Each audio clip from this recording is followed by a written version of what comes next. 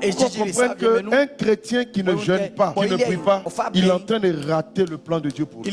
La vie de jeûne et de prière doit être le partage de tout enfant de Dieu. Alléluia. On va parler du deuxième point, ce que la vie de jeûne et prière apporte aux enfants de Dieu. Quand il dit lorsque tu jeûnes, bien, lorsque tu pries, bien, lorsque tu fais l'aumône, il n'a pas dit si tu fais l'aumône, il n'a pas dit si tu pries. Donc dans notre entendement, ça veut dire que le jeûne et la prière doivent faire partie de notre vie quotidienne. Alléluia.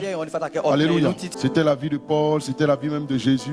On a démontré que quand il s'est baptisé, on dit le Saint-Esprit est descendu sous forme d'une colombe. C'est une approbation divine. Et le Père a parlé dans le ciel. Il dit celui-ci est mon fils bien-aimé en qui j'ai mis toute mon affection. Alors je te pose la question, si c'est toi qui as été officiellement présenté par Dieu à tous les habitants de la terre comme étant le chouchou de Dieu, qu'est-ce que tu allais faire après? Normalement, la prochaine étape, c'est de t'asseoir un peu siroté, voilà, un peu de bissap, ou bien un gros Coca-Cola, et puis vivre la vie, parce que Dieu t'a déjà approuvé. Les deux personnages de la Trinité t'ont approuvé. Le Saint-Esprit est venu se poser là pour montrer à tout le monde qu'il est avec toi.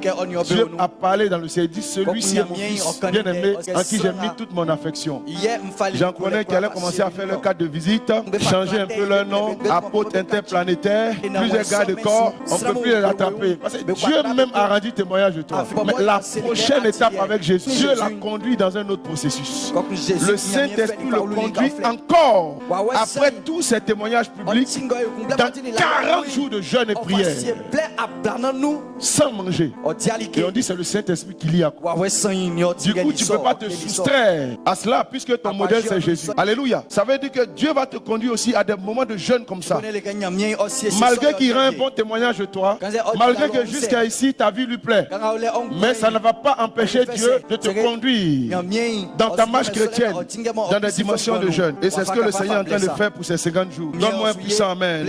Alors les disciples de Jean vinrent auprès de Jésus et disent, suivez bien, pourquoi nous et les pharisiens jeûnons-nous tandis que tes disciples ne jeûnent point? Jésus leur répondit, les amis de l'époux peuvent-ils s'affliger pendant que l'époux est avec eux?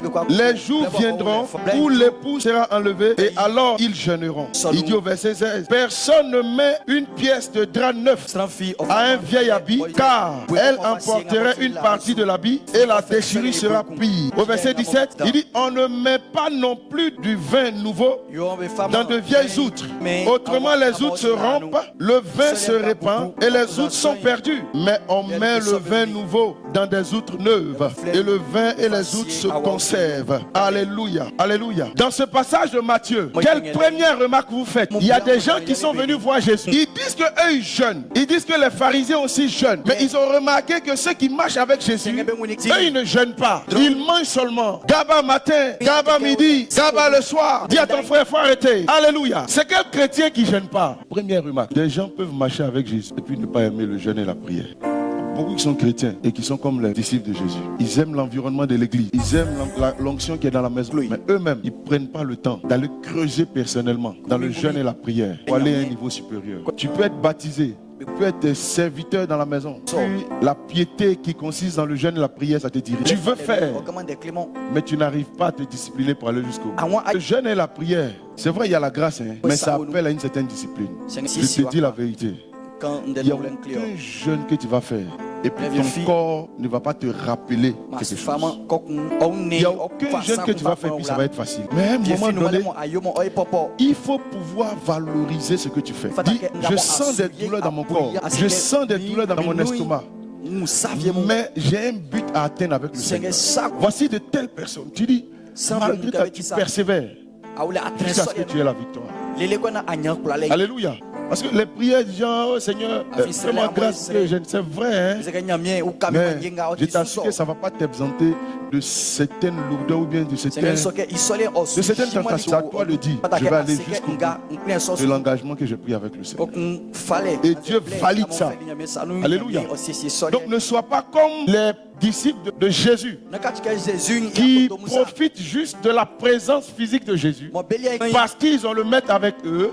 Ils ne prennent pas leur responsabilité eux-mêmes d'aller creuser un peu plus pour voir comment Jésus a fait pour expérimenter ce que Jésus dit. Parce qu'il y a des choses qu'on ne peut pas te donner comme ça. Tu es obligé de faire toi-même ton chemin pour expérimenter certaines grâces. Deuxième vérité, c'est qu'il y a des gens aussi qui jeûnent, mais sans résultat. Parce que je suis surpris, c'est eux qui sont venus dire, mais nous on jeûne. Nous les disciples de Jean-Baptiste, on jeûne. Les pharisiens, on jeûne, on prie. Mais on n'a jamais entendu parler des disciples de Jean-Baptiste et des pharisiens qui chassent les démons, qui manifestent le surnaturel. C'est-à-dire ils jeûnaient, mais leur jeûne était sans résultat. Et Jésus nous explique pourquoi. Ils jeûnent pas dans le lieu secret pour montrer aux hommes, pour donner une apparence de piété. Mais ils n'arrivent pas à toucher Dieu dans leur jeûne. Ceux qui jeûnent, qui prient, qui font l'aumône, ils vont être récompensés. Pour l'aumône, il dit, il va récompenser ceux qui font l'aumône. Pour la prière, il dit, ils vont recevoir leur récompense. Pour le jeûne aussi, il dit, ils vont recevoir leur récompense. Mais c'est bizarre, ceux-là, eux, ils jeûnent. Mais on ne voit pas le retour. On ne voit pas comment le Seigneur leur rend. On ne voit pas les miracles qui les accompagnent. On ne voit pas les prodiges qui les accompagnent. On ne voit pas l'onction qui marche avec eux. Mais je déclare que tu seras différent. Ton jeûne aura un résultat. Dis amen. Ton jeûne aura un résultat. Tu vas voir les choses changer dans ta vie. Tu vas voir les maladies être guéries au nom de Jésus-Christ. Tu vas voir les situations bloquées se débloquer au nom de Jésus-Christ. Alléluia. Donc des gens peuvent jeûner et ne pas avoir des résultats parce qu'ils ne jeûnent pas selon la volonté de Dieu. Alléluia.